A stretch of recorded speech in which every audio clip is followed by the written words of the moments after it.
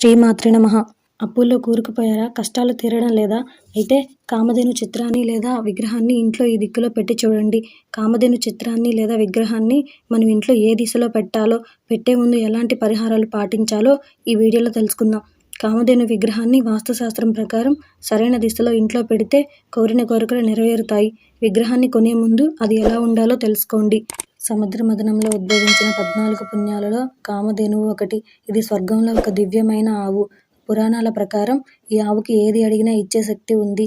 ఏది అడిగినా ఇచ్చే ఈ ఆవుదేను ఈ ఆవు దేవతల రాజైన ఇంద్రునికి వరంలా ఇవ్వబడింది.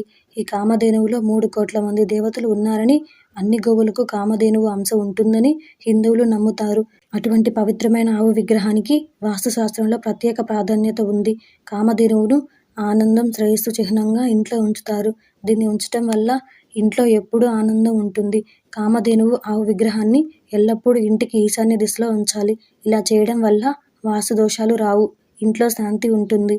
ఇది ఇంట్లో ఉంటే అందరూ ఆరోగ్యంగా, రోగాల బారిన పడకుండా ఉంటారు. కాబట్టి కామధేను ఆవు లేదా దూడ విగ్రహాన్ని ఇంటికి తీసుకురండి. సాధారణంగా పూజా గదిలో కామధేను ఆవు విగ్రహాన్ని ఉంచుతారు. ఇది మంచిది. ఇది కాకుండా ఈ విగ్రహాన్ని మీ ఇంటి ప్రధాన ద్వారం వద్ద ఉంచవచ్చు. దీనివల్ల ఇంట్లో శాంతి, సౌభాగ్యాలు ఉంటాయి. విగ్రహం సాధ్యం కాకపోతే కనీసం కామధేను ఫోటో అయినా ఇంట్లో పెట్టుకోవాలి.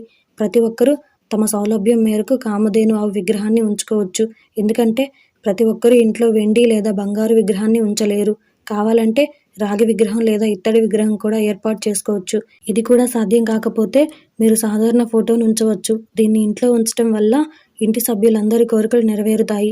ఈ వీడియో కనుక మీకు నచ్చినట్టయితే లైక్ చేయండి, షేర్ చేయండి. అలాగే మరిన్ని ఆధ్యాత్మిక విషయాల కోసం మన ఛానల్ని సబ్స్క్రైబ్ చేసుకోండి.